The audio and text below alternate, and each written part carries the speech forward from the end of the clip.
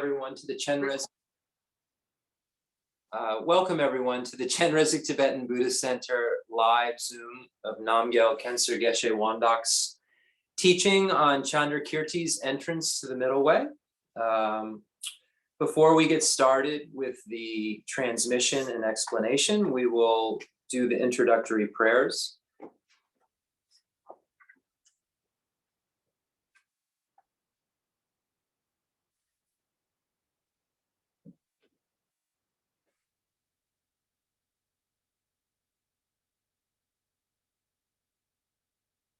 The Sutra of the Heart of Transcendent Knowledge. Thus have I heard, once the Blessed One was dwelling in Rajagriha at Vulture Peak Mountain, together with a great gathering of the Sangha of monks and a great gathering of the Sangha of Bodhisattvas. At that time, the Blessed One entered the Samadhi that expresses the Dharma call, profound illumination, and at the same time, noble Avalokiteshvara, the Bodhisattva Mahasattva, while practicing the profound Prajnaparamita, saw in this way. He saw the five skandhas to be empty of nature. Then, through the power of the Buddha, Venerable Shariputra said to noble Avalokiteshvara, the Bodhisattva Mahasattva, how should a son or daughter of noble family train who wishes to practice the profound Prajnaparamita? Addressed in this way, noble Avalokiteshvara, the Bodhisattva Mahasattva, said to Venerable Shariputra, O Shariputra, a son or daughter of noble family who wishes to practice the profound Prajnaparamita should see in this way. Seeing the five skandhas to be empty of nature, form is emptiness, emptiness also is form. Emptiness is no other than form, form is no other than emptiness. In the same way, feeling, perception, formation, and consciousness are emptiness. Thus, Shariputra, all dharmas are emptiness. There are no characteristics. There is no birth and no cessation. There is no impurity and no purity. There is no decrease and no increase. Therefore, Shariputra, in emptiness there is no form, no feeling, no perception, no formation, no consciousness, no eye, no ear, no nose, no tongue, no body, no mind, no appearance, no sound, no smell, no taste, no touch, no dharmas, no I dhatu up to no mind dhatu, no dhatu of dharmas, no mind consciousness dhatu, no ignorance, no end of ignorance up to no old age and death, no end of old age and death, no suffering, no origin of suffering, no cessation of suffering, no path, no wisdom, no attainment, and no non-attainment. Therefore, Shariputra, since the Bodhisattvas have no attainment, they abide by means of Prajnaparamita. Since there is no obscuration of mind, there is no fear. They transcend falsity and attain complete nirvana. All the Buddhas of the three times by means of Prajnaparamita fully awaken to unsurpassable, true, complete enlightenment. Therefore, the great mantra of Prajnaparamita, the mantra of great insight, the unsurpassed mantra, the unequal mantra, the mantra that calms all suffering should be known as truth. Since there is no deception, the Prajnaparamita mantra is said in this way: Teata Om Gate Gate Paragate Parasangati Bodhisoha. Thus, Shariputra, the Bodhisattva Mahasattva, should train in the profound Prajnaparamita. Then the Blessed One arose from that samadhi and praised noble Avalokiteshvara, the Bodhisattva Mahasattva, saying, Good, good, O son of noble family. Thus it is, O son of noble family. Thus it is. One should practice profound Prajnaparamita just as you have taught, and all the Tathagatas will rejoice.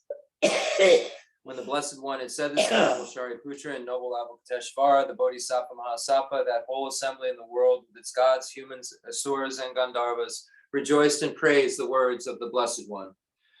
Gala jabene jodambane mushe duchu ngai dodo jendruva vola mai bujinzi nezong andro zola jazelo.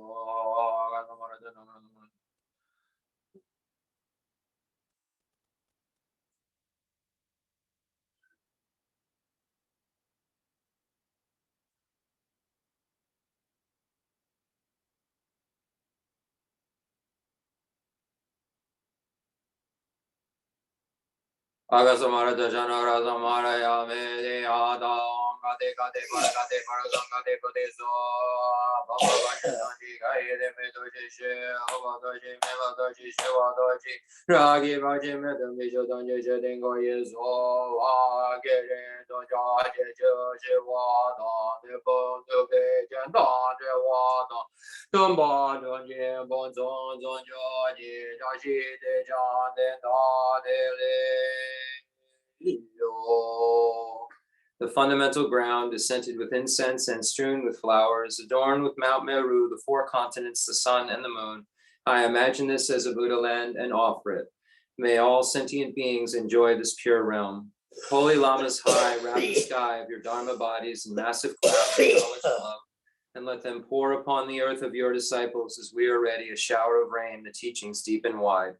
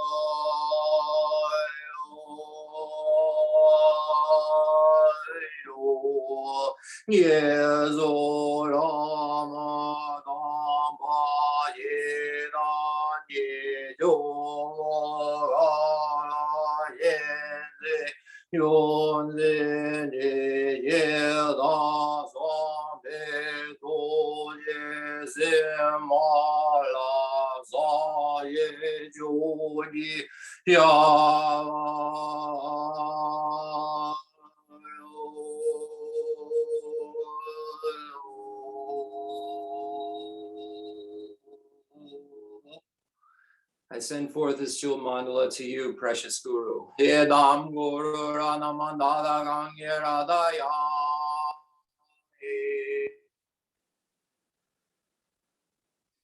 Sanjay. Yeah. Janan Jaye Janan La Janju Badu Dani Jasochi Dagi Jenye Jipe Zanan Je Jola Benchi Sanye Drubajo Ye Janan Zaye Janam La Janju Badu Dani Jasochi Dagi Jenye Jipe Zanan Je Jola Benchi Sanye Drubajo Sanye Jodan Zoji Jana La Janju Badu Dani Jasoji Dagi Jenye Jipe Sanan Je Jola Benji Sanye Drubajo.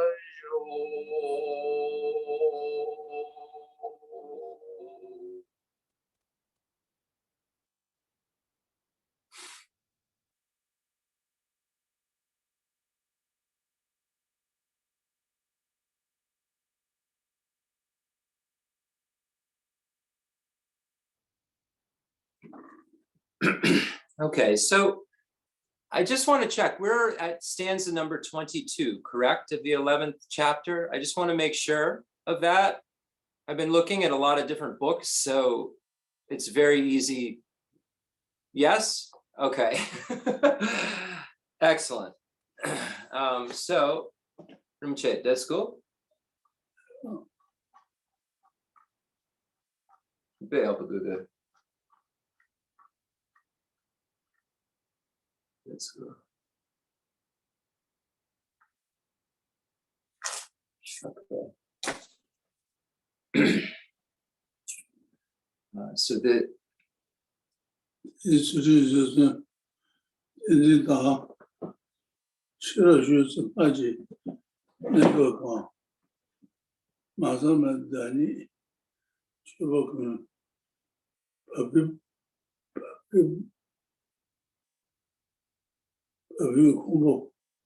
Kumo Seva Sodempa. Rinpoche, this song. The Chiran Pemudu, the Kongaton, Chiran Ka, this cause, the Kongatona Pemudu.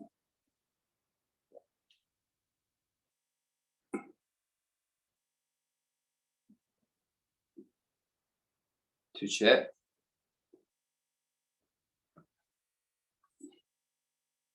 Sanjay Ganda. Sanjay Ganda Deda. Yonju Khan. Kanda Dada Naki 他说吧，那的决定有爱这种语，中间一点说不上，咱们初中上初一毕吧，在大学跟我那美术节，让以前的大学把别人空我推荐，让那什么的。Próximo. Dejan Dusun. Ngay dança. Dejan Dusun. 这些就说上学上班的，让些爸爸看见这个人，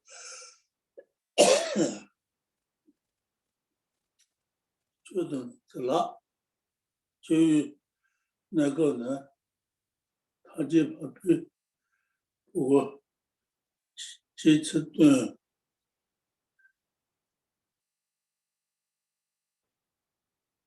他们的这些吧，就把已经有了可多一点党，一点他也学着一点有点么就一点他们就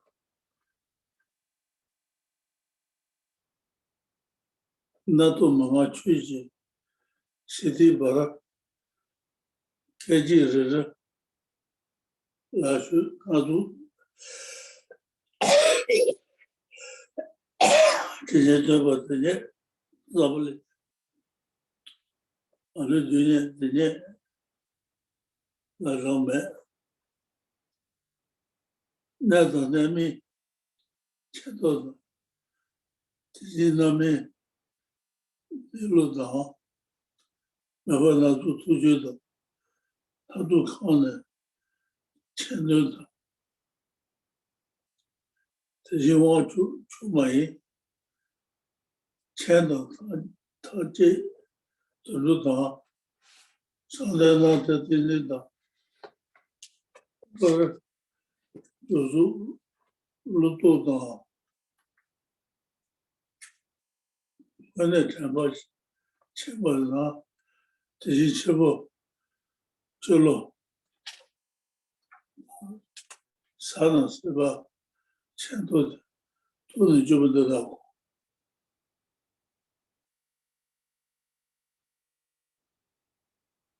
就讲起来，放心眼吧，有啊，这个对那这些就是说写不来路，因为其实他也把前面都把我的呢都写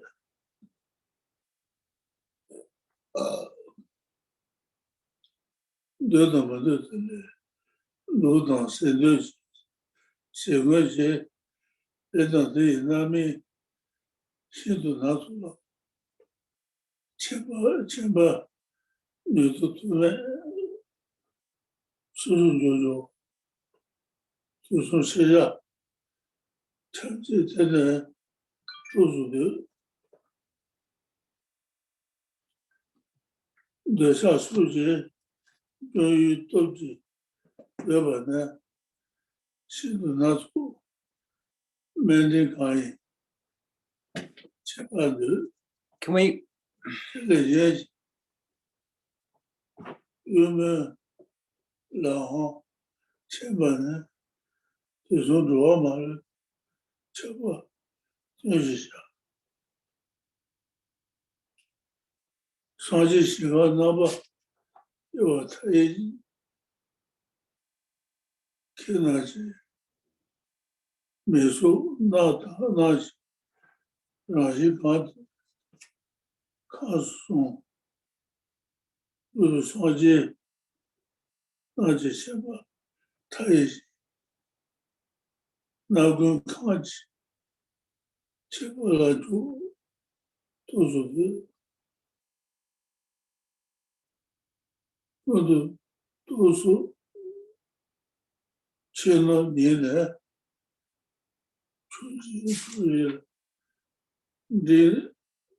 理念课堂对你准备而且党为了树党开始注意你去不了，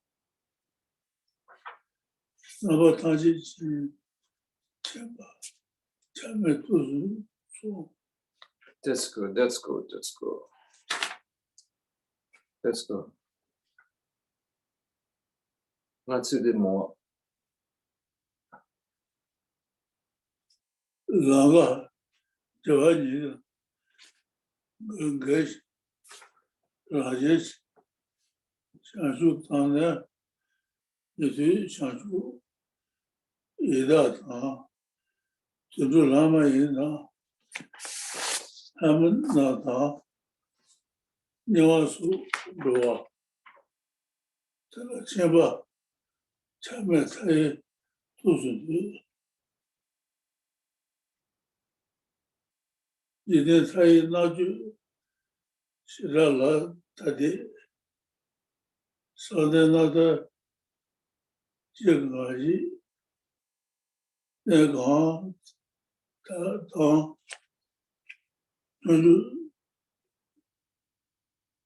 就吃吧，放在机场接触吧，这个钱吧，他们的都是这些怎么这些是那个这些人的意思吧？那当然，今天才也是说的，那了，如果可以做些，现在呢，现在这些吃不到，看到今天。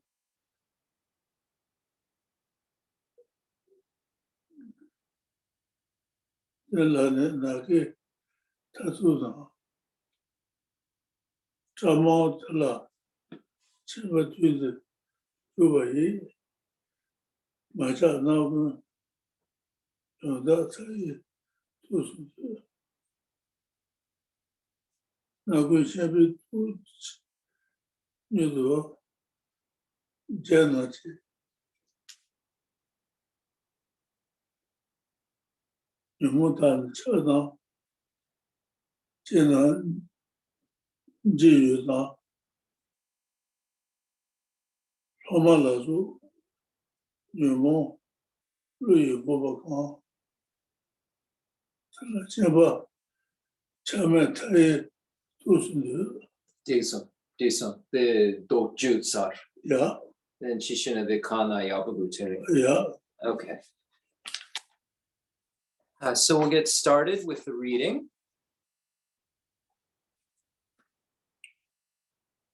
And before we get started with the reading, it's important to set our motivation because this is a Mahayana text, a text that expressing at this point the excellent qualities of of Buddhahood. All of the powers that the Buddha possesses, all of the major marks and minor marks that the Buddha possesses, the excellent qualities of caring for others and knowing reality and diversity. So the Buddha has all of these excellent qualities, but in order to become a Buddha, it's necessary to practice in all of those things, which are the preliminary stages. So we see even in the mind training texts, it says train in the preliminaries when we look at the 7-point mind transformation. So what are those preliminaries that we really need to train in order to really be able to realize the state of Buddhahood that we're looking at? They are the trainings for beings of 3 capacities that lead up to that final state of no more learning, which the Buddha possesses. So how does one begin to traverse those paths? How does one begin to practice in such a way that will allow one to achieve what we're about to read about. We first have to train in the stages of the path shared in common with beings of small capacity. And when we hear this word small, it sounds like something that, we're above, or something that we could, really just braze over or go over very quickly because it's small. And then we don't really have to spend much time on it because it's really, we're more advanced and we're more inclined to those teachings on compassion and loving others. But we really don't know what our object of observation is in terms of who we're trying to love, because we're only trying to love those we want to love. We're not trying to love our enemies. We're not trying to love our neutrals. So the way that we go about all of these things are really incorrect. So we look at these preliminary practices as foundations for knowing how to really love, how to really have compassion, how to want to free all sentient beings from suffering. So those preliminary practices begin with reliance upon the teacher. And what does that mean? What kind of teacher should we rely on? Lord Maitreya speaks of 10 qualities that a teacher should have. And then the Lam Rim talks about how we should relate to that teacher. And then we analyze that over and over and over, and we see that the teacher is the basis of the path, and that the teacher is the basis from which we can have all of our realizations. And then once we analyze that and realize that thoroughly, then we recognize that we have this human basis and generate this gratitude for it. And then recognize that although we have this wonderful basis, it's impermanent. And recognize that death will come and we won't know when it is, and nothing will help us but Dharma at that time. Even though we have this wonderful basis with all of these leisures and endowments, it's impermanent, and it will be scooped up by the Lord of Death.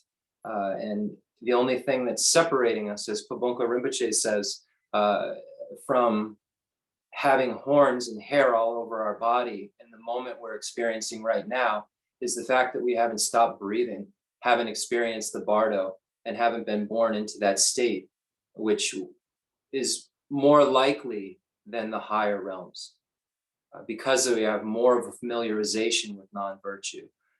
We have more of a familiarization with wrongdoing. And that's why we need to meditate upon karma and its results, which we find after this death and impermanence chapter, to understand how our actions are going to affect our future lives and why our previous lives had such an impact on this life that everything we experience is a result of it. So we look at the Lam Rim and we find this guidance. So without going further into it, I'm just trying to explain that it's necessary in order to get to these latter realizations to have the prior realizations. We have to go for refuge. Then we find out we're under this situation, we have this problem, and who can be of guide, who can be of an aid to us, what can be of an aid to us, how can we get out of this suffering, this situation that our karma creates over and over again, and we seem to not have control over. We have to go for refuge. We have to find a teacher who can show us a way out of cyclic existence. And the thing that really differentiates the Buddha from other teachers is that the Buddha taught the Four Noble Truths. You alone taught the Four Noble Truths, Lord Buddha. Explained that suffering has causes, there's a way out, and there's a pathway that will create the circumstances where there's no more causes for suffering, so there's only a cessation of that. So the Buddha is the only one who taught that, and we go for refuge to that Buddha. And if we do all of those things, and we do them all just right that we just spoke of, then we won't have to have a rebirth in the lower realms of cyclic existence. According to the Lam Rim tradition, which is derived from the great works of all the Indian Pandits and the pronouncements of Lord Buddha. Pabonka Rinpoche used to say at every single teaching that whenever we think about the teachings, we think about the 84,000 teachings that Lord Buddha gave and all the scopes and all the disciples and everything that was ever said, if it all could be written down, it would pile up higher than a mountain, higher than any mountain that we could ever imagine. But if a teacher gives the right teachings, gives the correct teaching in the right order on the Lam Rim from start to finish, that entire mountain shakes because every one of those texts has been touched in some way or another and moved. So this is the point of going through these stages. And that's the beauty of this Lam Rim, that allows us to be able to touch all of those texts which show us these stages. These stages weren't created by Atisha or Lama Tsongkhapa. These stages were created by Lord Buddha and clarified by these great masters. So this is how we would then be able to get out of the lower realms of cyclic existence, and then hopefully again have a basis in order to practice to be able to eventually get out of cyclic existence altogether. One who sees that as not the best way to proceed, who sees that if I have to come back again and again and again, I'm not satisfied with that, I want to be out of cyclic existence altogether, then engages in these next stages of teachings that we find in the Lam Rim, that are all dependent on these previous foundational teachings that were given. And then this practitioner goes into an extensive journey into the three highest higher trainings of ethics, concentration, and wisdom, fueled by a desire to definitely emerge from cyclic existence. And then this practitioner is able to get rid of the afflictive obstructions by engaging in those preliminary practices, which we find in the teachings shared in common with beings of small capacity. And then he or she engages in that medium scope pathway, which leads to liberation or nirvana of the hearer or solitary realizer vehicle. But that being is not perfected his or her own aims or others' aims.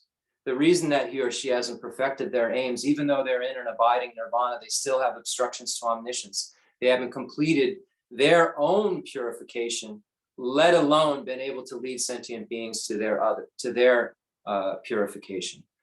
So the practitioner who sees the fault in that kind of incomplete pathway then practices the stage of the path for beings of great capacity. And those are the Mahayana teachings. So from that desire to definitely emerge, which in the practice of the ethics, concentration, and wisdom, the foundation of ethics as everything, he or she recognizes that they want to emerge. All sentient beings are in the same plight, and how nice it would be to be able to help them, recognizes that there's a handicap and he or she isn't able to. After doing various stages of meditation, the two causal pathways which lead to the mind that aspires to enlightenment, that secret pathway which was taught by Shantideva, equalizing and exchanging self with others, and the more blatant pathway which was taught by Lord Atisha, the 7-point cause and effect for realizing bodhicitta, where one recognizes sentient beings as our mothers, remembers their kindness, wishes to repay their kindness, generates love through the force of attraction, generates great compassion, generates an extraordinary attitude, and then generates the mind that aspires to enlightenment, or practices those secret things, those secret teachings Shantideva taught, where one recognizes the downfalls of a self-cherishing attitude, recognizes the greatness of cherishing others, and then practices a way to minimize and eventually get rid of the self-cherishing attitude and generate the attitude which wishes to cherish others more than oneself, and uses those attitudes of love and compassion as a springboard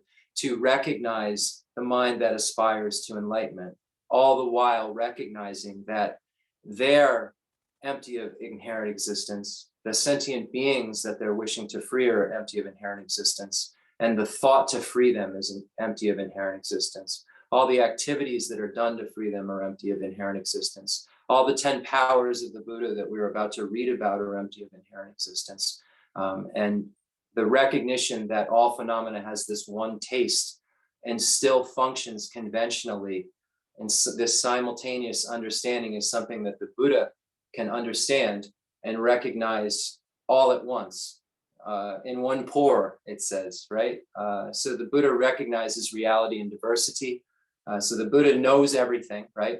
And then the Buddha has this quality of caring for others, where because of the Bodhisattva path, because of meditating the way we do on death and impermanence, and then getting this desire to get out of the lower realms, and getting the desire to get out of cyclic existence altogether, and then having a desire to become free and help all sentient beings, the compassion and the love and all of those things that were generated along that pathway forced the Buddha into helping all sentient beings and helping them to become Buddhas, not by washing away negativities with water, not by like making some magical thing happen. The Buddhas do what Rinpoche has done for us so kindly for over 20 years and teach us the Dharma that will surely make us emerge. And if we look at these Lamrim teachings and we look at all of the mind training teachings that Rinpoche has given us over these years, we have no incomplete paths. We have only complete paths, and we have no excuse to not become Buddhas in this lifetime because we have all of the tools. We have all of the medicine to take in order to quell our afflictions. It's just our kind of responsibility, if you will, to take that medicine and to engage in that practice and to recognize that all of the things that we are attracted to and attached to, and all of the things that we hate, all have the same nature, and that our grasping at the attractive and our improper mental conduct, which grinds over and over again and makes little things into humongous things, whether they're more beautiful than they ever could be or more horrible than they ever could be, is all caused by our grasping at true establishment.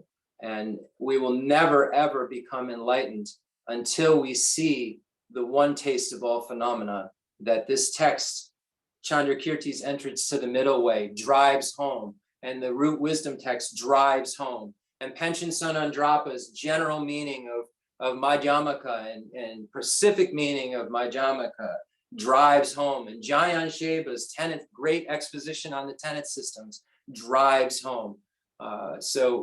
One thing I want to encourage everyone before I forget, and this is the last thing I'll say, one of Rinpoche's teachers and His Holiness teachers, Shaka Ken Rinpoche, the Gen Nima, said that if we really, really want to look at emptiness clearly, if we really want to study it, all of these texts are wonderful, but Jayan Sheba uses a lot of sutra references and really, really covers this topic more thoroughly than anyone.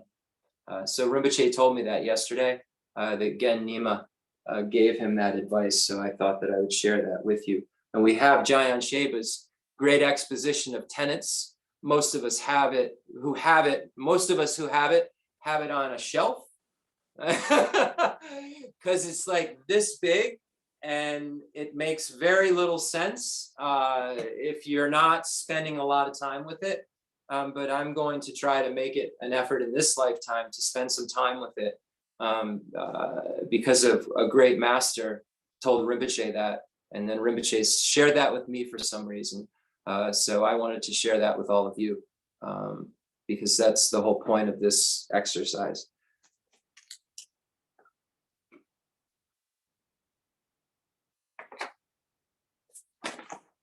Their discipline as well, their patience, effort, concentration, wisdom, how they practiced them in earlier times without omission and in clearest detail, all this they show within a single pore. And they can show how all the Buddhas of the past and those to come and those appearing now throughout the depths of space set forth the Dharma with a clear and ringing voice, and how they live within the world and free all wandering beings from their pain. And from the time when bodhicitta first appears in them until they gain the essence of enlightenment, their every deed they clearly show, as though it were their own within a single instant and a single pore, and know them as a mirage and illusion.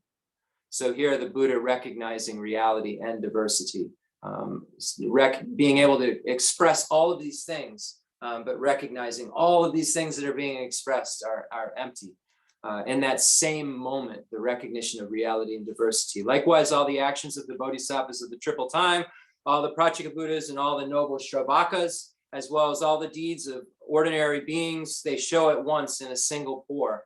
And by the merest wish, these pure enlightened ones can show the galaxies that fill the whole of space within a single mote of dust, and show a mote as great as all the universe without the atoms or dust enlarging or the universe contracting. Free from all discursive thought,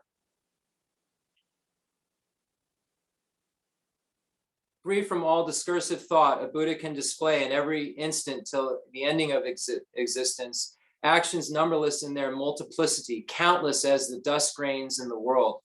The strength to know what is correct and incorrect, the fully ripened consequences of action, the various aspirations of all beings, and all the dhatus in their great varieties. Just one moment.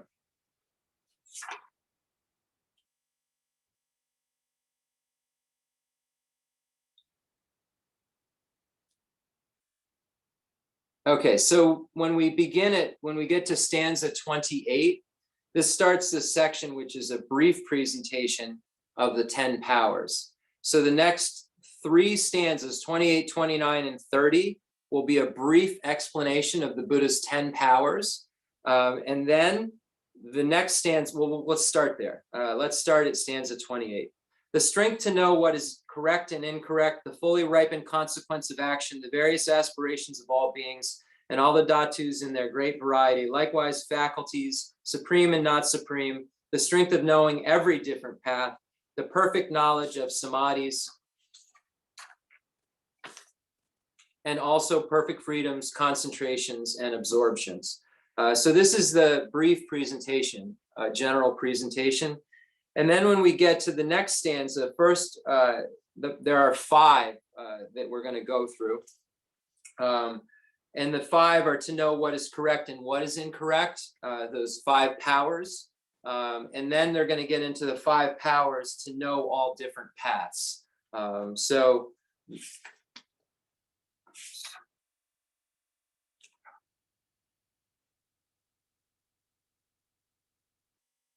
So the first 5 stanzas will be how to know what is correct and what is incorrect.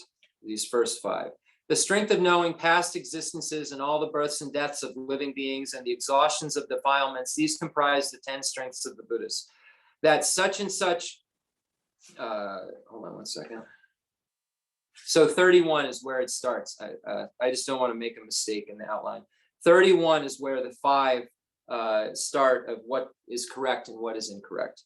That such and such a cause brings forth its certain result is certainly correct. The wise one is explained. The contrary of opposed to incorrect beliefs that hinder knowledge, these he rejected. This is the first strength.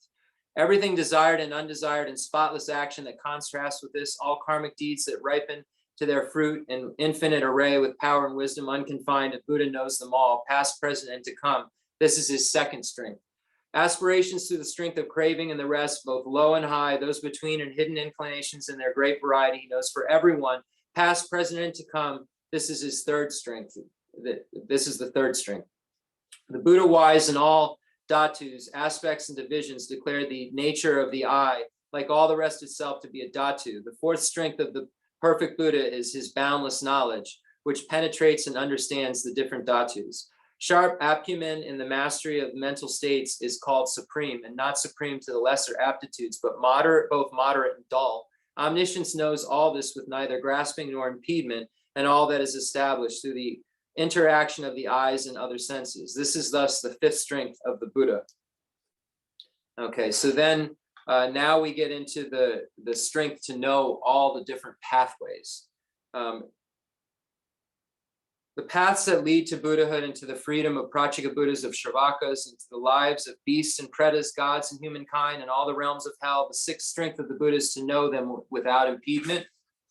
The various samadhis of all yogas and unnumbered worlds, the perfect freedoms, 8 in all, and then in step with these, the various calm abidings and successive 9 absorptions. To know all these is the Buddha's seventh strength.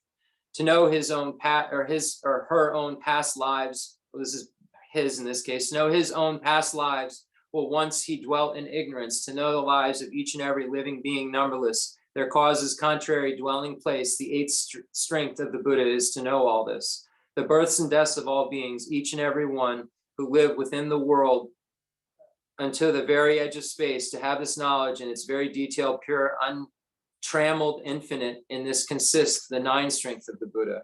The 10th strength of the Buddha is to know unhindered, unconfined, that by the power of his omniscience, defilements and their tendencies are instantly removed, and that followers arrest through their wisdom.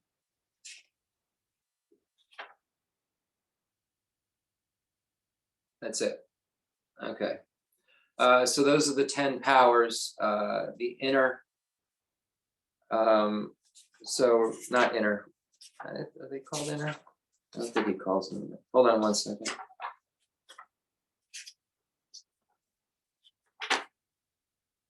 How to know what is correct and what is incorrect, and then those are the first 5, and then the knowledge of paths are the next 5. Okay. The chuton, the chan chugu, the deston, the chekaton. The dialysis ran a little bit late last night, so we were literally unhooked and walked over here. And I usually have a process of hydration and so forth. So if Rinpoche appears a little sleepy, he's okay. There's no health issue or anything. I just want to make that clear if anyone's watching. It's just because sometimes everything doesn't line up on our clocks. So also, he probably gets tired of hearing me talk, I'm sure. All right, so does anyone have any questions? Nga Khensur Rinpoche, the Tony Dawa, Khabar Selsho, the Giant Sheba Becha, the Shako Gen Nima Chiran Lason. The Yabudu. I told Rinpoche that I gave you the advice about Gen Nima. The Gen Nima gave Rinpoche about Giant Sheba's text. He was asking him. He kind of baited Rinpoche. He said, "Oh, what text are you reading on Madhyamaka? What are you finding to really, when you want to search out the meaning of Madhyamaka?" And Rinpoche listed the texts he was reading. He's like, "Well, if you really want to know, you should look at Jayan Sheba's text because there's more sutra represented in those texts, so you can get to the real essence of the meaning of it, and then be able to look at the sutras and then know exactly what those sutras mean." Because there's so much more sutra embedded within it to see how the Madhyamaka Prasangika was presented in sutra, etc., etc. So that was some advice. It's so wonderful also to see the Jayan Choling nuns. Anyone who is new might not know about this.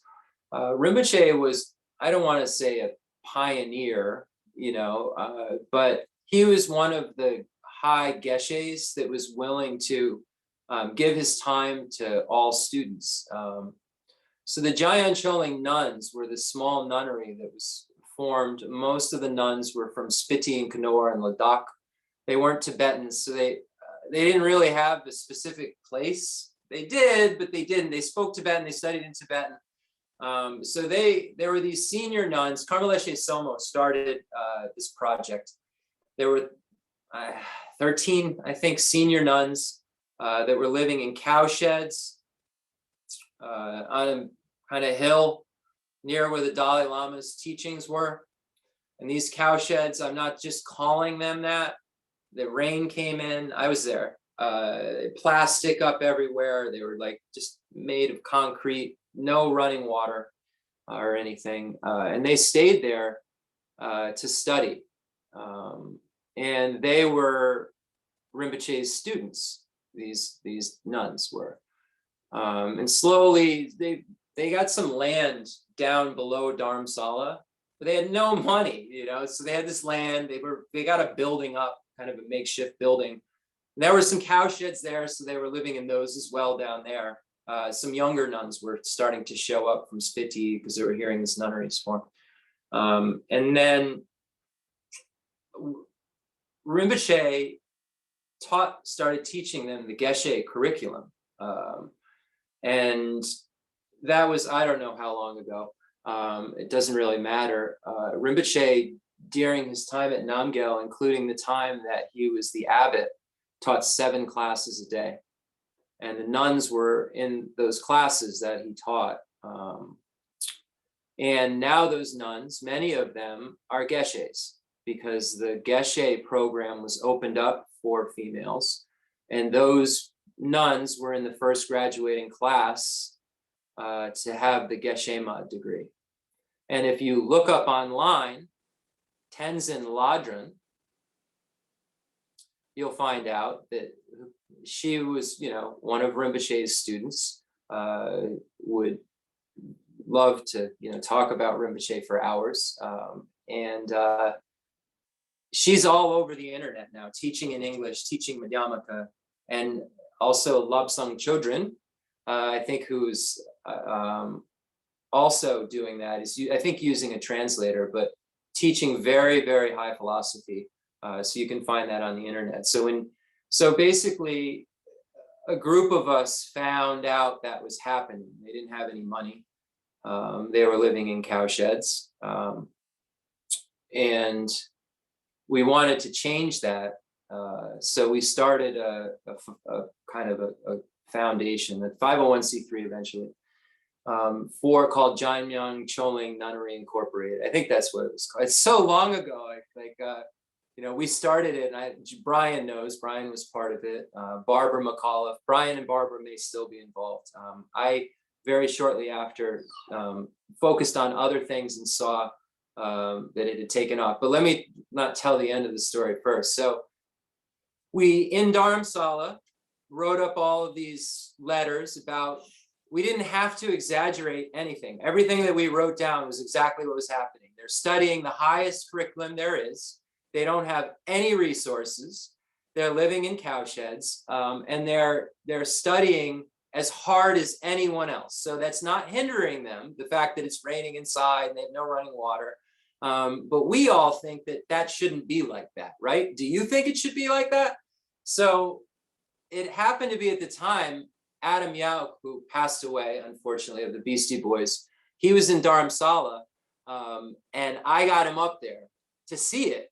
And he went to a puja up there, and we never got the video, so I know everybody would love to see it like me, but one of Annie Leiboviz's main assistants was there making a documentary film, and Adam, at the puja Jamyan Choling was doing, this was all filmed, and so people started talking.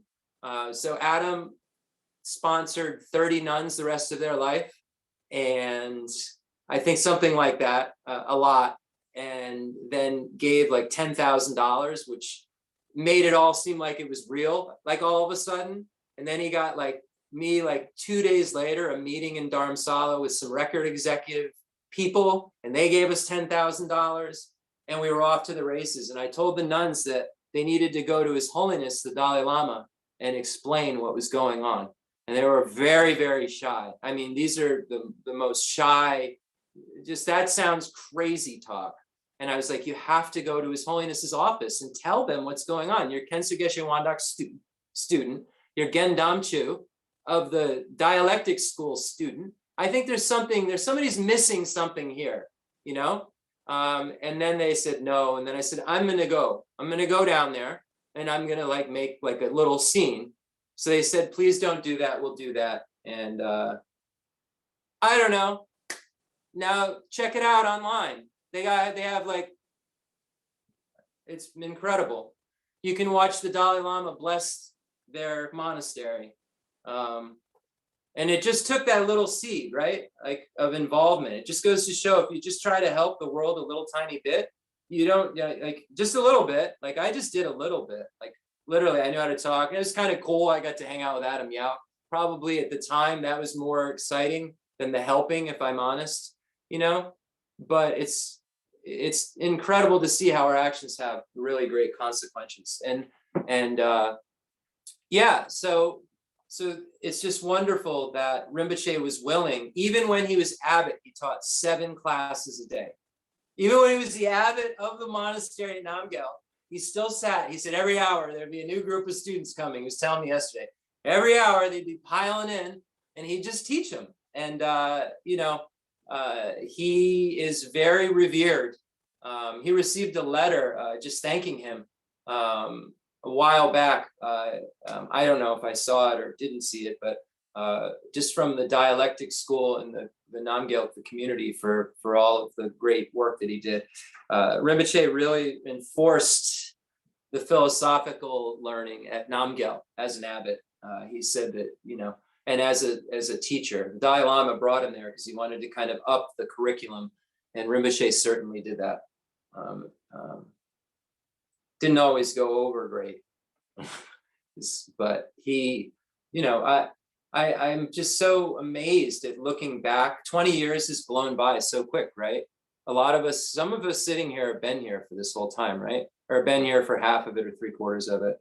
And like, I think we maybe, like, I don't know if I did, but, or because I was in the midst of translating, just kind of like, I don't know, had some insecurity about like, I don't know, the material, or I'm not really sure what it was, but I'm going back and looking at these teachings, and I can't believe that such a thorough explanation was given in the United States of the Lama Chemo.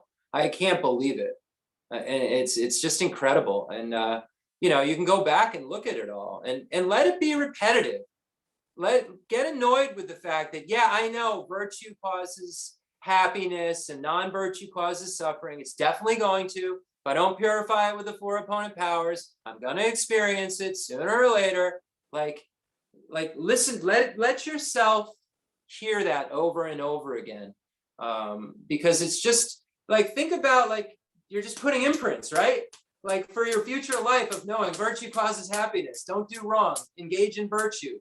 Don't, you know, like, every time you hear that, you're leaving an imprint, right? Of the imprint of hearing. The wisdom arisen from hearing, if you're listening, right? You hear it. If you don't have any of the faults of, you know, they talk about in the Lamrim, right? The fault of the pot being overturned, where, you know, you're not having anything come into your ear. You know, like a pot can't have anything go into it, or a bowl rather can't have anything go into it if it's overturned. Like, if you're not listening, or if you're, you know, have like kind of wrong views or prejudice, or you're checking to see if something's right and you're not really listening, you're contaminating it a little bit, or just contaminating it with wrong view, or you have a hole in the bottom of it, right? And it leaks out because you're forgetting everything that's been said, right? So if you have a pot that's overturned, it won't hold water. If you have a pot that has poison in it, it won't hold good water. And if you have a pot with a hole in it, it won't hold water. So we really need to look at whether, you know, our minds are like a pot that's, you know, not allowing anything in, that's coming in contaminated, or that has a leak. Okay, any questions? Feel free. Rinpoche can answer a question. He's awake. He's up. He's just. Stasha has a question.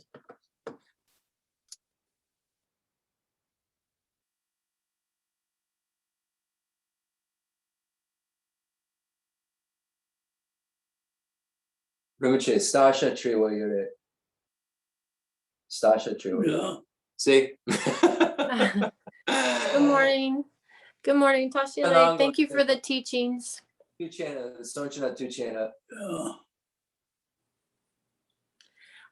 Thank you very much for the teachings.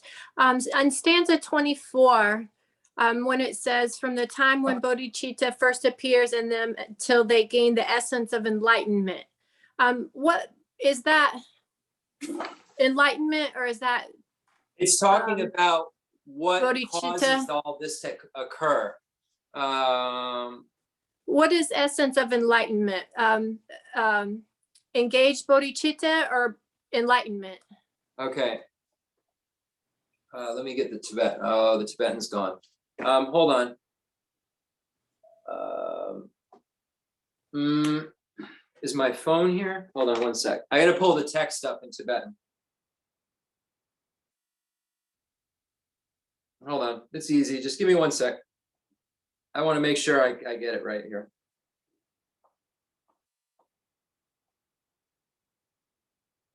Stanza 24, right? Yes, the essence of enlightenment. Right. That.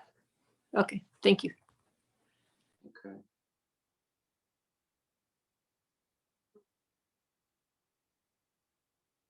We're gonna do this too. Hold on.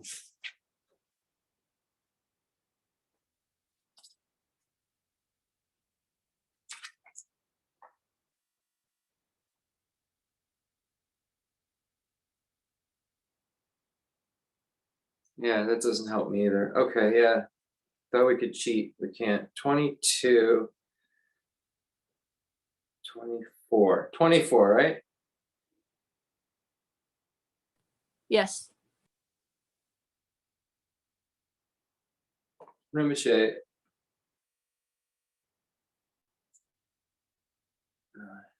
the Tambi Tuzon Shanchu Nimpi Gare.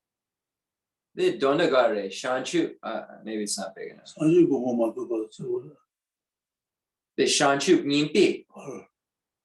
Shanchu Nimpi Par Sanjayan 산지 마투바도 Matupa.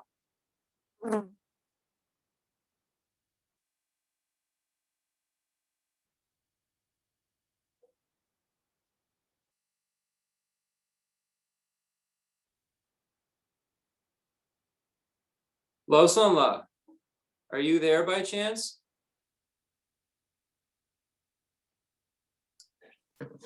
No, he's not with us today. Okay. This Shanchu Nimpo, that's Geshe, then the nga the Chishin Sabola, Matupa. 산지 고고마도 지바도 산지 고고마도 지바도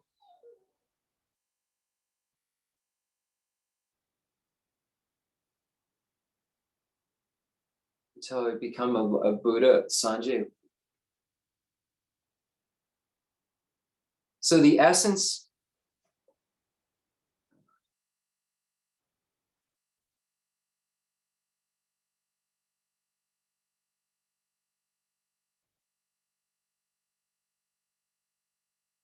The Tambo Tuzun, the Semche, Yomaribe, Tukzun, Tambo Semche. Then a Shanchu Nimpo. Semche Shanchu Nimpo in. 산주 예부 마도 지바도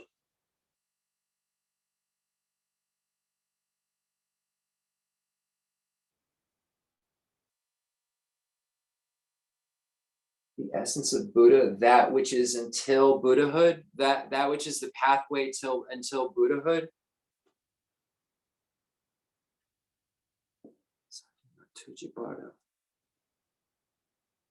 So to achieve, until they achieve those practices, until they achieve enlightenment, the essence, those practices until they achieve enlightenment, Sanjay Matu, 마도 지바도 Matu, until they achieve enlightenment. So it's from bodhicitta and those practices until they achieve enlightenment. I'll check into that though. Let's see if let's just look at one thing real quickly. And Like see maybe through the 10 grounds. I'm sorry. Maybe through the 10 grounds. I didn't know if essence was Well, it would be Buddhahood. well, I mean, in that, based on that explanation, it would be everything from like the first generation at the path of accumulation, all the way to no more learning. Like to Buddhahood, to that moment where one becomes a Yeah, this is from until enlightenment. It's like until enlightenment. okay, I think maybe I'm caught up on that word essence. Yeah, no, I am too, a little bit. Let me show this. He shows how the Buddhas of the past and those yet to come in the future, as well as those Buddhas now present residing throughout the expanse of space, teach the Dharma in a resounding and clear voice, and how they remain in the world to relieve beings who are seized or tormented by pain. He, in short, he displays as his own activities all the deeds of the Buddhas of the three times, from first embracing the awakening mind up to attaining the attainment of the essence of enlightenment. He is in fact capable of displaying all this within a single pore attainment. So that the achievement of his body and within a single, he is capable of displaying all this within a single pore of his body within a single instant in time. Now, some ordinary magicians can, through the power of incantations and substances, display various appearances of habitats and creatures, living them on their own bodies. This is just going to get into how the pores work. So there isn't any explanation here, really, of that word.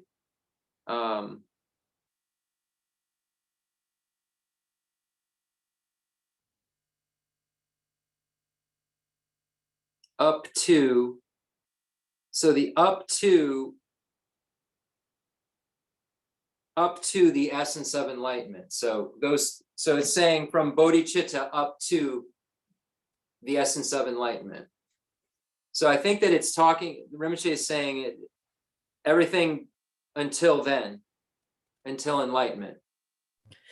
So I'm sorry. So gaining the essence of enlightenment is the demarcation from being a 10th ground bodhisattva to becoming a Buddha. Rinpoche, the Shanchu Nyingpo, the Sa Jupa, Sa Gupa, Sa Jepa, this Shanchu Nyingpo. 小树上去过不了，提醒。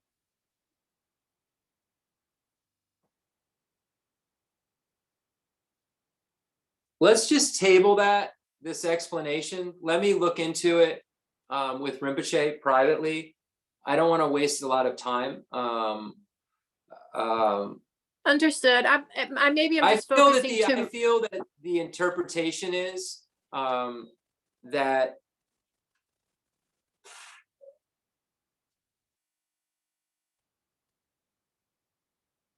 I think that the until part is from bodhicitta, all the things, but I think the essence of enlightenment is Shanchup, is Buddhahood. So I think the until part is but I don't want to say that definitely. And I don't have the text in front of me. I have it on my phone and it keeps disappearing.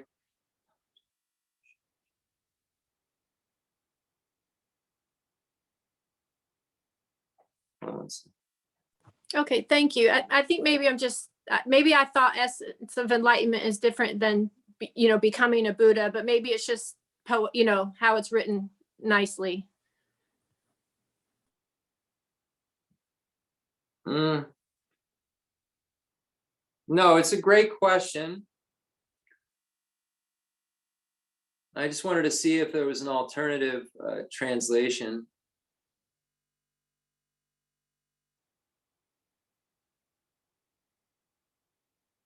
I see. So showing, that's right, I see. Showing.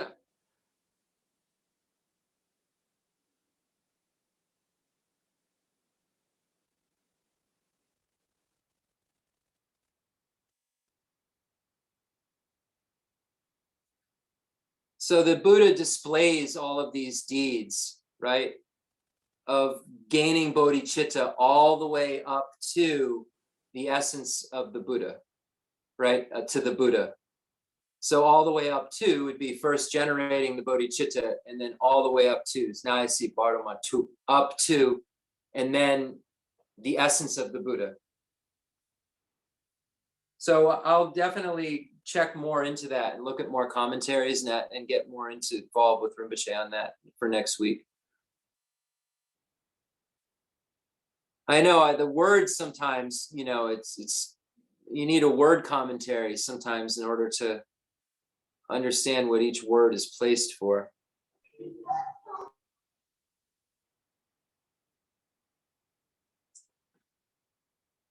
Shanchu Nipu Sho Sana? Sanji. Sanjay Chuchen. Okay, we got it. That's it. If I say, that's all I have to do. I do anything in debate, I just get it done. So strange. I think Rinpoche is not talking any longer into Buddhism. He's just debating. We were firing it up yesterday. So if I say posit that which is the essence of Buddha, of enlightenment, he says the subject Buddha. So up to the Buddha is able to show this, how bodhicitta has arisen all the way up to his state or her state.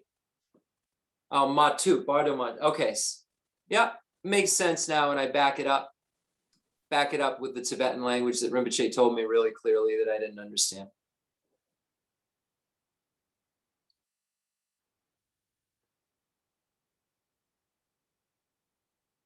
And if we go back and we look at the teachings Rinpoche gave, the whole time he's using debate format. He's saying the subject, thesis, reason. When he's trying, proving past lives. Rinpoche said, we were listening to something yesterday and he and I were talking that really, when we look at the 7-point cause and effect for realizing bodhicitta, that first step is crucial, that recognizing all sentient beings are our mothers. And we really, that first step is really not real for us if we don't posit past and future lives. So we really have to go through detailed analytical meditation about whether there is a previous life, whether there's a future life. Because, forget, trying to recognize that, equanimity and friends, enemies and neutrals, etc., in order to recognize sentient beings are our mothers if we haven't posited previous lives, right? Like there's no way we can arrive at that a sentient being could even potentially have been our mother that isn't our mother in this life unless we had a previous life, right? So how do we posit that? So Dharmakirti in the Pramanavartika Karika talks about 3 signs, Rinpoche says, 3 signs that we have a previous life. Right now, we have the breathing. Right now, we have sense powers. And right now, we have a mind. We have a consciousness. We have a mind. So where did those things come from? So we start to do analysis about where our sense powers came from. The things that are allowing us, empowering our eye consciousness, right? The thing that's like this dependent origination that's going on, where we think we're just seeing things, but there's like something powering this thing that allows us to see. And eye consciousness needs a power, and then it needs kind of a mental consciousness to discern, right? To say, oh, it's this or that, or kind of discriminate what it is and put it all together. So we have these things that are empowering our ability to see and hear and taste and feel things. Where did they come from? Where did this moment that we're able to hear and see, right, and feel and touch, is because of 2 things. One, our consciousness, and the thing powering our consciousness that allows us to apprehend it. So where did this, let's do both of them. Where did the consciousness come from and the thing powering that consciousness come from? So we're sitting here, we're having experiences. Well, where did the power that is now come from? We have to say it came from a previous sense power. We can't say it came from an apple, right?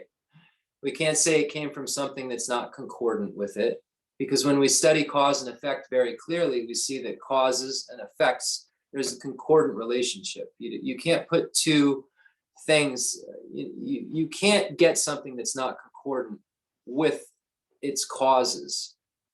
Your result is always going to have concordance with its causes. So you say, well, what can make a sense power happen? Well, it's got to be a previous sense power. And when you start to track it back, you could get to wherever you'd like, the womb, conception, maybe conception. Say, well, where did those sense powers come from? Or do they come from our parents? When our parents are empowered to see something, do we suddenly see something? Do we say they're the same? Can we say that our parents' sense powers are our sense powers? Like all of a sudden we're jolted and we're like forced to see something our parents see? No, that doesn't happen.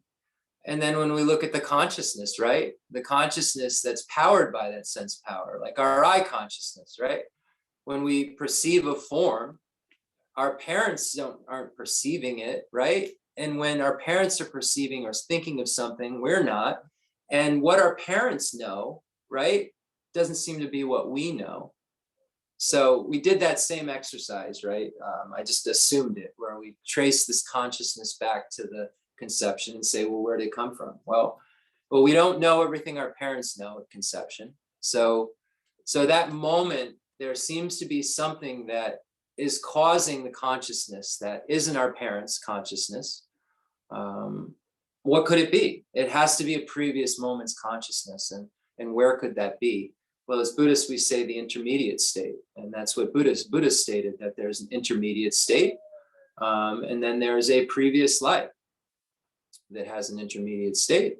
And there's a previous life. And when we start to do this analysis, of our sense powers and our consciousness, we're going to see that we can't find a beginning, and that we can't find a beginning to this experience, right? But we can find a beginning to this thing that's Jeff, right? These parts, and we can find an end to these parts that are Jeff and future, right? We see ends of people all the time. So we have to wonder where this is coming from, and we can only come to conclusions by analysis, by kind of grinding this idea over and over again that where do these things come from? And now we're breathing, right? Where does the breathing come from? When our parents breathe, we're not breathing, right? Are we? When my mother or father breathe in and out, that doesn't affect my breathing. That isn't what caused that first moment of breathing. And we can look at it at a coarse and at a subtle level, right? So where did that previous breathing come from? From the intermediate state, and then we trace it back, and we find beginningless breathing. And then in order for there to be a beginningless sense powers, consciousness, and breathing, there has to be a breather, right? And a perceiver. And, a perceiver's perception being empowered, right? So who would that perceiver be if it's not me? Who could that possibly be? Because we see that there's consciousness, there's sense powers, there's breathing. We have to posit that at least it's possible that there is a previous life, right? Because there's previous bases that are only supported by life, that are only supported by a person. A person is imputed on a basis among the 5 aggregates, right? So those things also require a person, require an on, if you will, not an inherently existing person, but require an on, require a possessor of a breather, right? A possessor of eye consciousness, a possessor of sense powers. So that possessor obviously isn't Jeff, because I don't remember Jeff, And when I look at what Jeff is, or who Jeff could be, I see that it's merely a collection, right? A collection of parts that my parents named me Jeff, right? They could have named me Bob, and I'd be Bob right now. Hey, everybody, I'm Bob. Or like, I don't know, Garanimal. Nowadays, everybody's naming things strange. So, maybe like Garanimal. And, it's just, I'd be Garanimal, right? You'd all be like, oh, and you'd relate to me in that way, and I'd relate to myself in that way, right? And I would cling to Garanimal just like I cling to Jeff, and neither one would be correct, right? It would be correct that it's suitable for me to be called that, because everyone says, okay, everyone agrees that we'll go back to reality, that I'm Jeff. Everyone kind of agrees with that. My parents named me that. I agree with that. I call myself that. I sign my name that, right? But all that just came into being because a previous consciousness from an intermediate state, right? And a previous sense power and previous breathing then emerged into this glob, right? Of male and female sperm and egg, right? This mass that then this glob I grew into, like I slowly have more parts and, arms and stuff. And then, don't really even at that point, I'm just grasping at pain and suffering and new experience, and I don't know what's going on, and I'm scared. And then I come out and slowly everyone tells me my name's Jeff. Jeff, hey Jeff, hey Jeff. And then just to get it ingrained in me, I meditate on this. I familiarize myself with this kind of improper mental engagement that I'm Jeff. I'm substantially existent Jeff, because I've been drilled. It's been drilled into me that I'm Jeff, and I have this awesome grasping at true establishment that just loves to cling on to it as something real. So by my external kind of factors kind of teaching me to be who I am, and then me being a receptor to that and grasping at true establishment, I emerge as who I am, right? And I think that it's something that's substantially existent, that's inherently existent, but it is no more inherently existent than, it's no more, that type of inherent existence is no more real than a rabbit with horns, right? Or a flower growing out of the sky. It's just all of this big illusion that comes together that I then perceive as being such and such. But there is no Jeff, there is no Garanimal from my own side that's giving a talk, because there's just a collection of parts that comes together that's suitable at this moment to be called Jeff. But in the Bardo, you know, parents sometimes name their kids when they come out. I don't know what my parents did. So there was no name of Jeff. So that sentient being in the womb didn't have a name. The parents don't even always name the kid until it comes out, right? I think that's the case. My dad's name's Jeff. That's probably inaccurate. So anyway, so there is no name, right?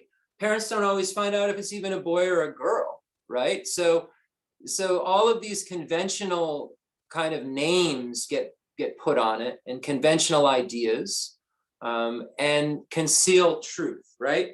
We come out of the womb and we get more and more concealed truth to play with, just concealing it, you know, more and more cars and houses and studies and all these things that we cling to as real, that because of our improper mental engagement, we kind of overinflate them and become more and more attached to them and make them more and more real. We make these things we like more and more real, and these things we hate more and more real.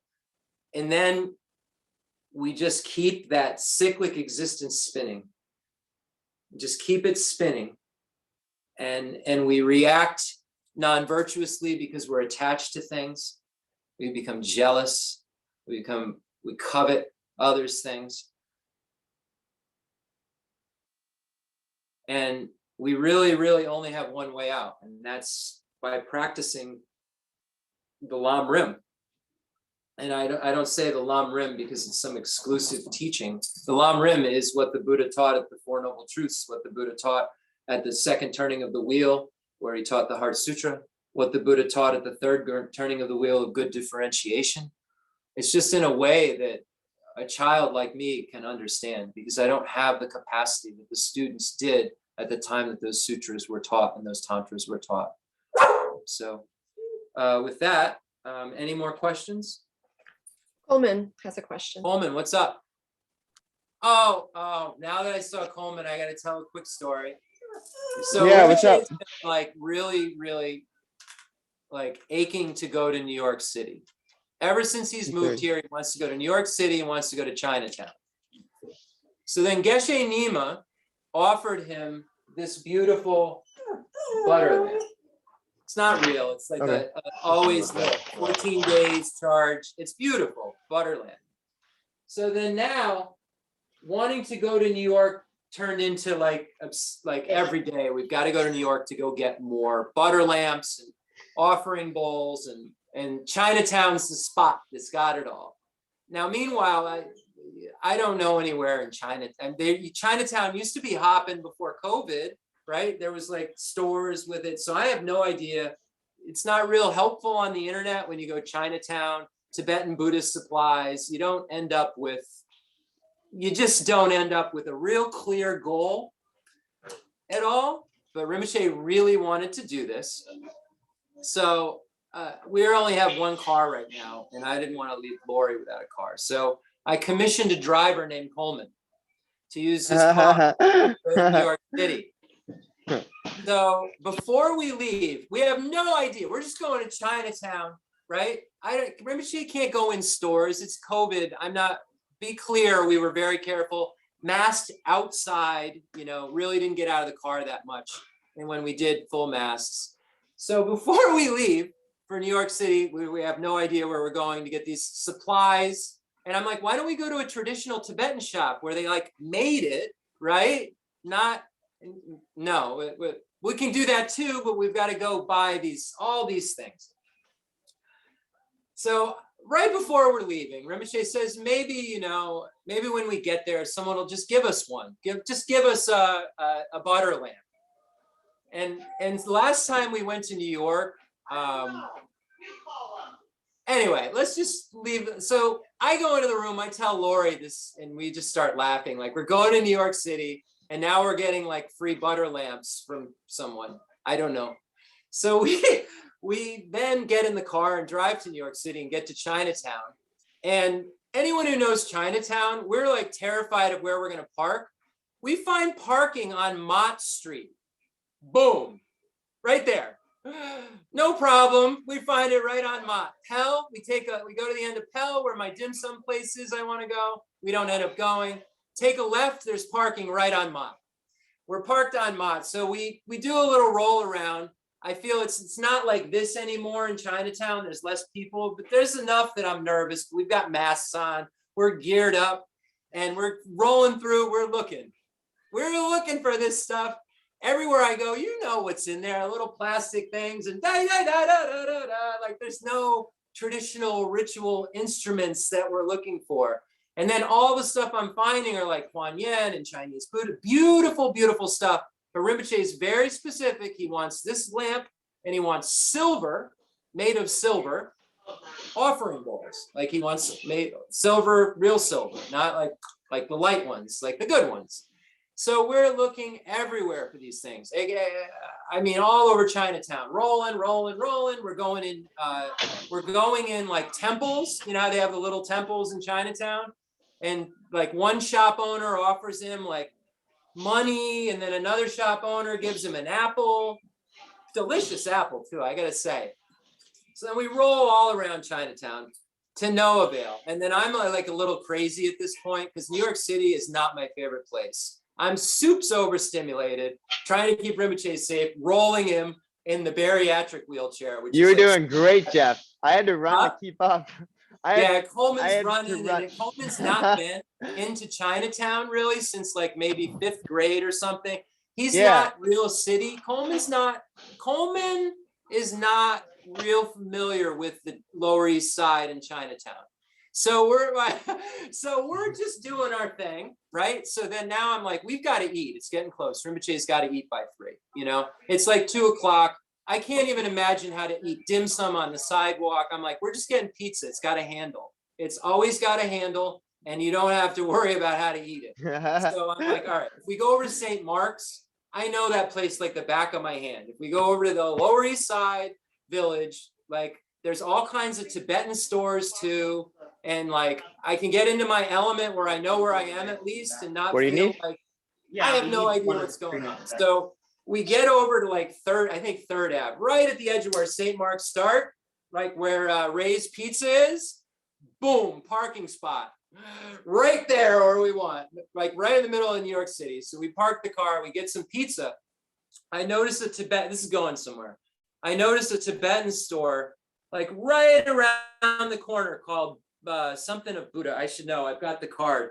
It's in there. It's important that I know this. Land of Buddha, I believe, right on St. Mark's, right at the beginning. You go down some stairs. The owner's name is Dalai.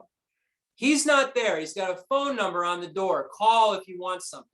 So I call. I say, I'm here with Khensur Rinpoche. What Rinpoche? Well, the Abbot of Dalai Lama's monastery, Rinpoche. And like it starts to get like busy on the phone. Oh. And I say like, we're here to buy this light, you know, this everlasting light and some silver bowls. And he says, well, I don't have silver bowls. We had a puja just yesterday and I used them for it. But stay right there. I may be able to like, you know, we have some stuff in the store. So I go back to the car and I get Rinpoche into the wheelchair and roll him over there and go down into the store. And we, you know, I get some incense and we go to the back of the store and there's like a meditation hall in the back where he wants to put on teachings. Side note, asked us to come give a teaching in the future. But then went to his altar. I am not joking. Took one of those lamps off of it, handed it to me and said, this is an offering to Rinpoche. I have made none of this up.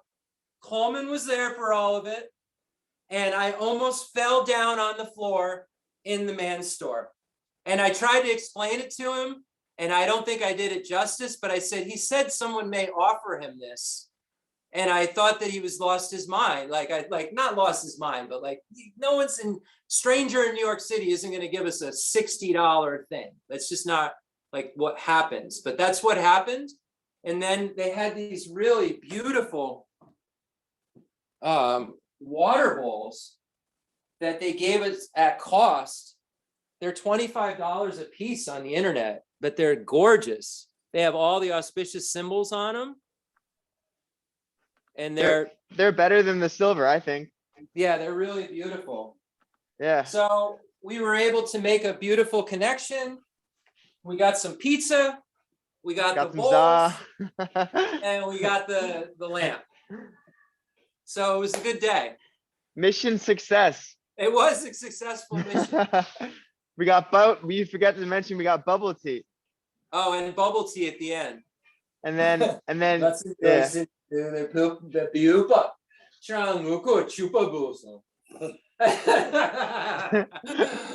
Very good So too. funny. Yeah. Just the story. I told him afterwards, I'm like, you said this was going to happen. And he just laughed at me. Like, why wouldn't you think it would? Like, why wouldn't you think that would be exactly what would happen, Jeff? Oh man. You live here. You see what goes on. And my thanks to Jeff, because I'm not used to driving in cities.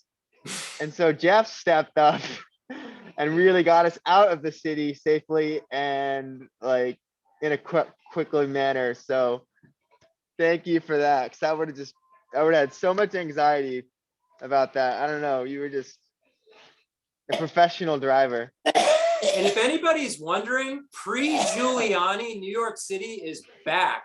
I mean, oh my God, there's just squatters everywhere and like, Hippies. wow, it's really sad how bad the like overall like drug cesspool vibe is. I mean, it's no different than it was in 1992, right? Like, you know, the Lower East Side, that's how it was, but it changed and kind of went to what do we call it, Avenue Bistro instead of Avenue B, we used to call it.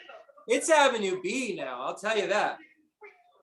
There were a lot of people on the streets, you know, doing their thing. Yeah. But they were all able to see Rinpoche and get offerings is good. What is it? A ring fit. A ring fit. The Switch, the Nintendo Switch. Like Oh, gotcha. unclothed, like people naked and stuff. Yeah, I was surprised to see all that, but it was Yeah, what a great experience. I was so grateful for that. That was a blast. It was a blast. I mean, except for, you know, the people on the streets, but yeah, you know. Oh yeah, so my question was, I was just reading an article about the Big Bang and stuff like that. And I wanted to know about the Buddhist perspective on the creation of the universe. I know Hinduism has Vishnu, Brahma, and can't remember the other one. But does Buddhism have that similar process, I guess, for the universe to be created, destroyed, preserved? no, we have dependent origination, really. Okay. We have the universe is created because the sentient beings, karma creates it, right? The collective karma of the sentient beings creates that universe. Right. So it's like when the there is no creator God. Then Rinpoche, then Ngatsu Zambaling, and Senripa, the Big Bang get you shiguru, the Bon, then the Zambaling, Kale Zusu. Then the Nampa, the Gare Ke Lengdu, the Ngatsu Zambaling, Garine, Le, Omaribe. Then the May, Mambo Nyamdu Le. Zambaling cha yomaribe. Then the Senchen le mena zambaling yomaribe.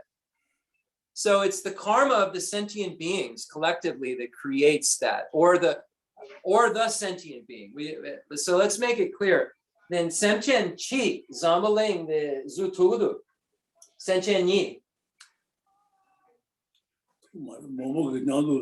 Okay, so he says require multitude. I asked him if one now I just want to go for it and debate right now. I'm gonna leave that alone, but I'm just letting you know that my mind just like had a firework. So in order for the world to be created, it takes a number of beings. It can't just be one, right? I asked him if one being. So it takes this collection of beings that make up this system. Yeah. I guess the world that we're experiencing, maybe that's what we're talking specifically, because that's how I asked it about Lo Zambaling, which is our kind of earth, our world. And It's Lo just Zambaling, hard that's to wrap earth, around my head. Earth, that's earth Kalen, that's the Kolo yure. This Lo Zambaling more yure. Dawa Lo Zambaling, that's Dawa. Did Lo Zambaling? Okay, so it's not just the earth, which is the southern continent. I was just checking, like the moon is too, of this. So I asked if the southern continent, right, where we abide, which is the earth and more. So, the earth and more, we'll call it, is created by a single karma. And he said, no, it's a multitude of karmas and a multitude of sentient beings' karmas coming together that then create this place. So To this place to live. No problem with the world destroying, right? The world burning to pieces. Buddhism has no issue with that because of the fact that the karmas, right, of beings no longer can keep that place sustained. Right? The So same. you could be born. You could be born in a really bad place because of your karma. Like example, I mean, this is a wild example, but let's say your karma wasn't very good and you got born at the time when the sun was about to go out. So are there always new universe? Is there only one universe or are there many universes? Many That's universes. something that many universes. There are human beings, according to Buddhism, that are not just on Earth. So that mean, okay. So they're from a completely different universe? According to Buddhism, yes. Okay, fascinating. Okay. I've always wanted to know. It depends on how you define universe, like universe as in what we can see. Because I was wondering if you could help me out with something on here. Okay, I got Sorry. 1 second. Okay. Okay. All right, Jeff. Sorry, I'm at work, so I'm doing 2 things at once. Yeah, we'll get into it more. It's Okay, a great cool. question though, right? Yeah. All right, well, let's talk about it later though. I just want to say, so the last sentient being doesn't have a place to live? I don't know. Right before, there's got to be I don't know. There's 2 sentient beings left that haven't been enlightened. Where do they live? They make a little hut. That's their whole world because their karma's only big enough to make a hut. Anyway, it's just what came up in my mind.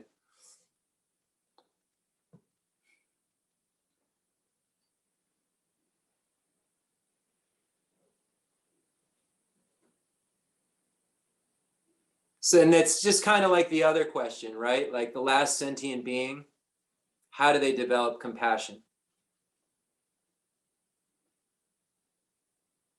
Right? You need an object of observation of suffering sentient beings for your compassion. If you're the last one, I think it's a similar debate. I think it's probably along the similar lines. All right. Everybody good?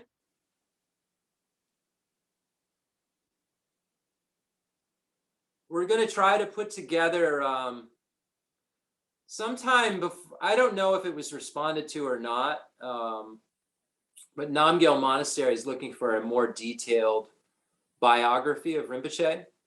So I'm going to try to work with a couple of different people, maybe even Aga in India, to get it with all the proper names of his teachers and everything all written out. And then, then they'll have a proper bio for him at Namgyal. So I know Brian has some cassette tapes when Rinpoche first got to Namgyal. where he gives a very detailed explanation of his life. I don't know if he got into the journey from Tibet. I'm not trying to make a book either. You know what I mean? Maybe later, but that's not my aim. My aim is just to have a really concise bio of lineage teachers and so forth, just to kind of show where he studied, etc. So just a little project that we're trying to do on the side. Everybody's been encouraging me and Lori to document and get for historical reasons. So I think that's a good place to start. And there's been a request that I don't think we've satisfied. So I'm going to try to work on that. Oh, Jeff, can I ask one more question? Sure. This is silly. I know it's silly, but are there different forms of humans? If you know what that means, like not the such agenda, the Ngatsu Earth. Yene the such agenda me yure. Then they me Ngatsu the Tuan drop do it. It probably is similar to us. They probably look like us. Really? Similar. Okay. I heard him answer that before. They probably look similar to us in other places. Okay, and nothing too crazy, I guess. Like maybe blue or something like that, you know? The kado chipa ngompo digurbe. The me ngompo kado digurbe. The Ngatsu dropo. Me ngompi kado me yomarbe. And there could be Okay. blue. Thanks for entertaining that. He said both, no and yes, so I don't know. Okay, cool.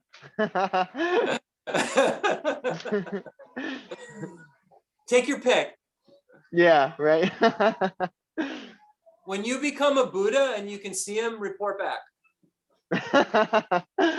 You got it.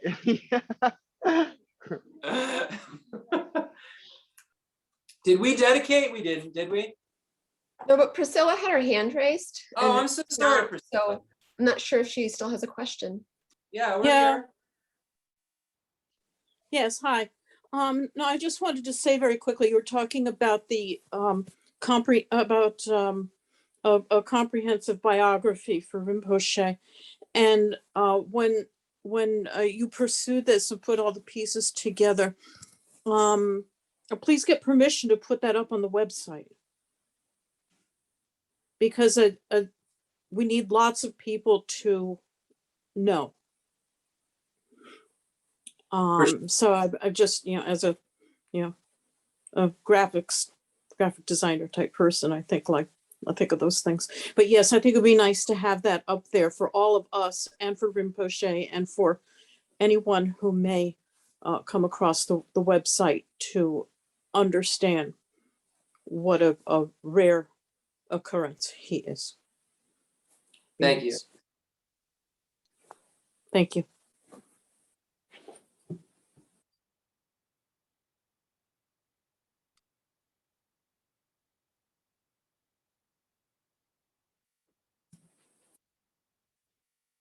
So the next day, right after we got all the offering bowls, Rinpoche had us set up the white Tara offering with offering for drinking, offering for bathing, flowers, incense, candles, scented water, food, and music.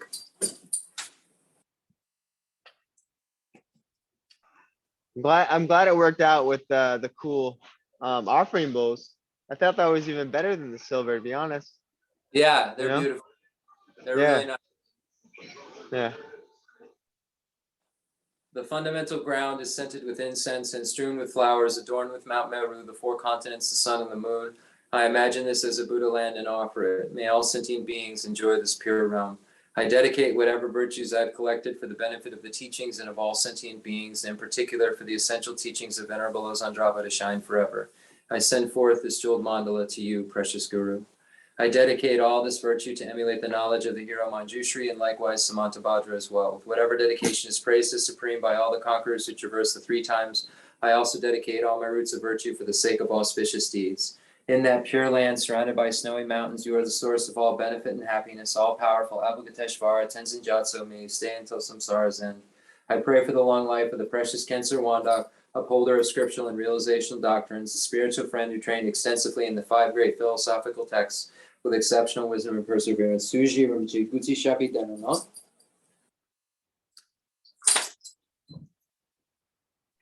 Bye. Take care, everybody. Have a wonderful day.